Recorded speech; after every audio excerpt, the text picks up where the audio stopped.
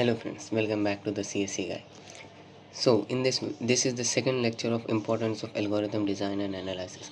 In this lecture, first question we are going to discuss is we are going to write an algorithm for solving towers of Hanoi problem and computing the time complexity of that algorithm.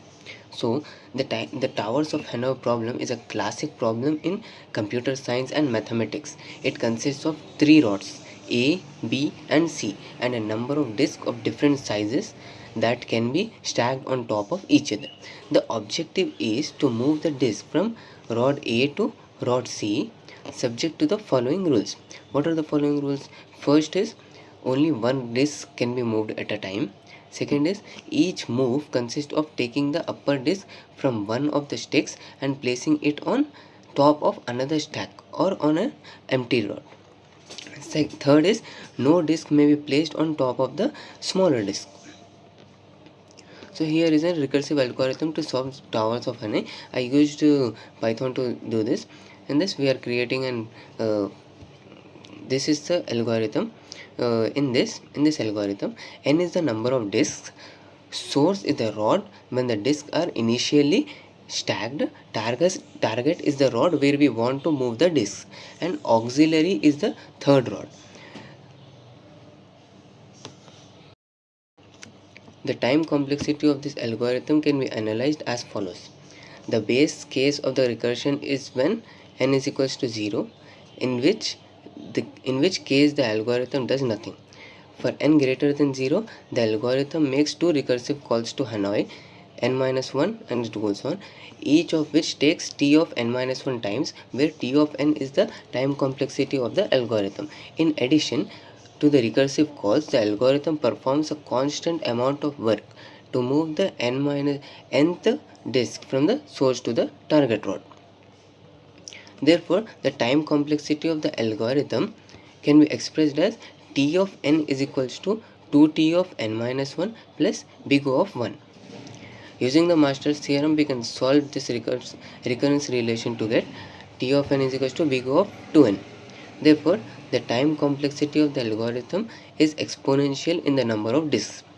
Note that this is the optimal time complexity for the towers of Hanoi problem, since it is known that any algorithm for this problem must make at least 2n-1 moves. Next, we are going to write an algorithm for finding the nth Fibonacci number using iterative method and recursive model. So first, here is the algorithm for finding nth Fibonacci number using iterative method. See, in this we have an if where we are returning n if n is less than or equal to 1, and we initialize two variables. Then we have a for loop which is swapping. Then we return b. This algorithm uses a loop to iterate from 2 to n, and in each iteration it updates the values of a and b to calculate the next Fibonacci number. The final result is stored in b. Time complexity is big O of n and space complexity is big O of 1. Next is we are going to discuss using recursive method. In this method we are returning n when n is less than or equal to 1, and this algorithm uses recursive function calls to calculate the nth Fibonacci number. The best case is when n is less than or equal to 1, in which case the function returns n.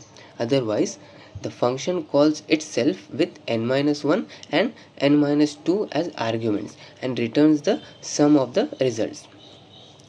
The time complexity for this is big O of 2n and space complexity is big O of n. Note that the recursive method has an exponential time complexity, which makes it inefficient for large n. The iterative method, on the other hand, has a linear time complexity and is much more efficient. Next, we are going to explain what is performance analysis. First, performance analysis is the process of evaluating the efficiency and effectiveness of an algorithm or a system in terms of its computational resources such as time, space, and other relevant metrics. The goal of performance analysis is to understand how an algorithm or system behaves under different conditions, identify bottlenecks, and optimize its performance. Knowing its behavior, identifying bottlenecks, and optimizing its performance. Now, there are several aspects to consider when performing performance analysis. First is time complexity. This refers to the amount of time an algorithm takes to complete as a function of the input size. Time complexity is usually expressed using big O notation, which provides an upper bound on the number of operations performed by the algorithm. Next, second is space complexity. This refers to the amount of memory an algorithm uses as a function of the input size. Space complexity is also expressed using big O notation. Next, third, scalability. This refers to how well an algorithm or system performs as the input size increases. An algorithm with good scalability can handle large inputs efficiently. Next is throughput. This refers to the number of tasks or operations an algorithm or system can perform per unit of time. Next, fifth is response time. This refers to the time it takes an algorithm or system to respond to a request or complete a task. Next, sixth is resource utilization. This refers to the amount of computational resources such as CPU, memory, and I/O used by an algorithm or system. These are six aspects we consider. First is time complexity, next is space complexity, third is scalability, fourth is throughput, fifth is response time, and sixth is resource utilization. Next is what are the steps involved in performance analysis. First, problem definition. Next is algorithm selection. Next, experimental design. Next, data collection. Next is data analysis, analyzing the collected data. Next is result interpretation. After that, we do optimization. We use the results to optimize the algorithm or system if necessary. These are the 7 steps involved in performance analysis. Next, we are going to discuss some important points. First is what are algorithm design techniques? Algorithm design techniques are methods such as divide and conquer, dynamic programming, greedy algorithm, backtracking, brute force, recursion, memoization, tabulation, bit manipulation, and hashing. And what are they used for? They are used to develop efficient and effective algorithms. Now, how is an algorithm's time efficiency measured? An algorithm's time efficiency is typically measured using big O notation, which expresses the algorithm's computational complexity in terms of the number of operations performed as a function of the size of the input, usually denoted as n, such as big O of 1, big O of log n, big O of n, big O of n log n, or big O of n square, etc. Next, what is a big O notation? Big O notation is a mathematical notation that describes the upper bound of an algorithm's time or space complexity, expressing the worst case scenario as the input size n approaches infinity, usually written as big O of f of n, where f of n is a function of n. Next, where we will define what is order of an algorithm. The order of an algorithm refers to the rate at which the algorithm's running time or memory usage grows as the size of the input increases, typically expressed as a function of n, such as big O of 1, big O of log n, big O of n, big O of n log n, big O of n square, etc., which describes the algorithm's time or space complexity. Next, how is the efficiency of an algorithm defined? The efficiency of an algorithm is defined as its time and space complexity, typically measured using big O notation, which describes how the algorithm's performance scales with the size of the input. This is nothing but how we define the efficiency of an algorithm. Now, what are the characteristics of an algorithm?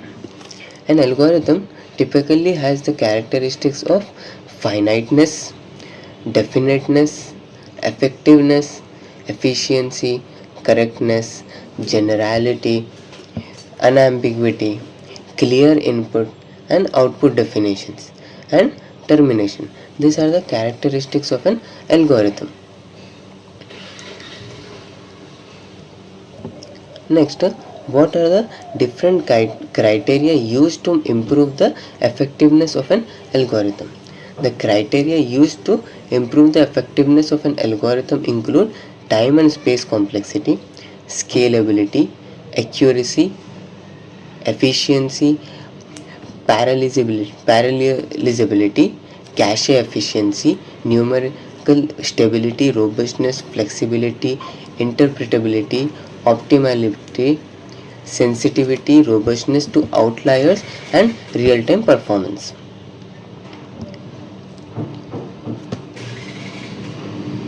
Now, what is a general plan for analyzing non-recursive algorithms? Analyze non-recursive algorithms by understanding the problem. Describe the algorithm, analyze time and space complexity, verifying correctness, evaluating efficiency, accessing scalability, and summarizing the results.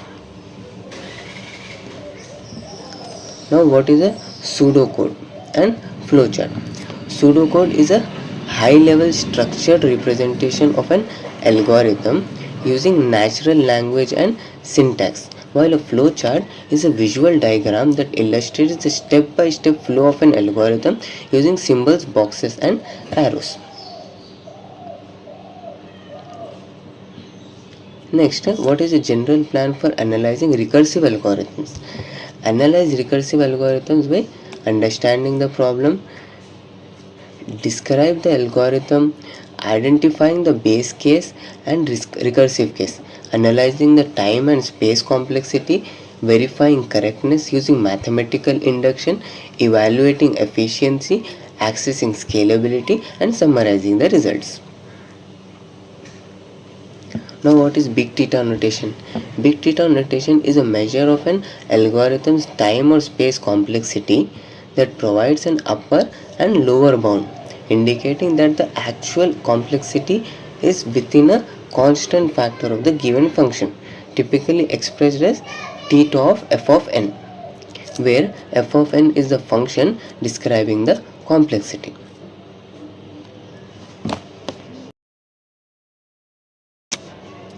Next, let us analyze the time complexity of this segment.